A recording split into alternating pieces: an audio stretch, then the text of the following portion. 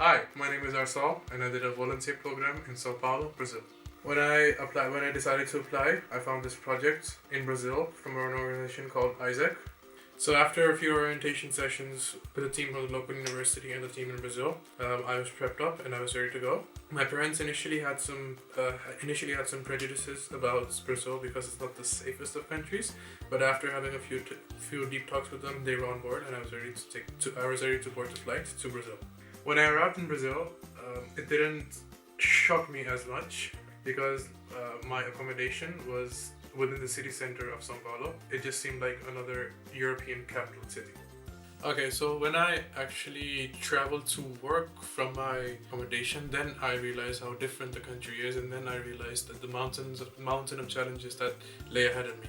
English is not a widely spoken language in Brazil. I overcame this challenge with quite ease, with just doing one thing, and that was namely just patience. In addition to being patient, I had a hierarchy of three things I would need to do if I wanted to communicate with someone.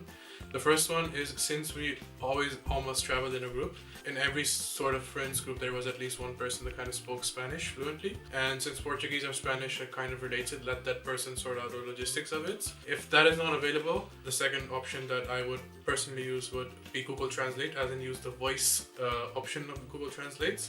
Most of the time, or like nearly all of the times, that kind of worked as well because it's just like super quick. The internet was okay there. And third, if neither of these is working, I would kind of just use signals, hand signals and everything, and just I would realize, okay, this is not working, just stay calm and kind of start enjoying the moment as well, enjoying like the lack of communication that exists.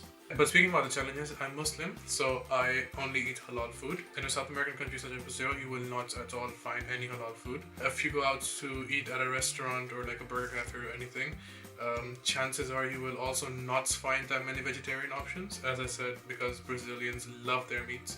So whenever I used to go out to eat with friends and everyone, I would have to survive on light salads or french fries only. But living there made me realize how blessed us subcontinent or North African / Middle Eastern people are, because everywhere we go around the world, even in a big city, I'll give you an example such as Amsterdam, you always have like that local cuisine place to fall back on, and I didn't have that in South America. Fortunately, I was not at all down or depressed. I just looked at it as another challenge, as another roadblock, and every time I felt down, I always told myself, well, there's a will, there's a way, and I managed to overcome this. When I came back, I realized unknowingly had become somewhat of a changed person. Before, what would happen was I used to smile and laugh and used to spend a lot of time with extroverts who also used to smile and laugh and enjoy. But when I came back, I actually started to focus myself more on spending more time with introverted people rather than extroverted. The reason was to actually start to get to know their life better, what they do, what makes them smile, because I saw more of myself in them after this Brazilian experience.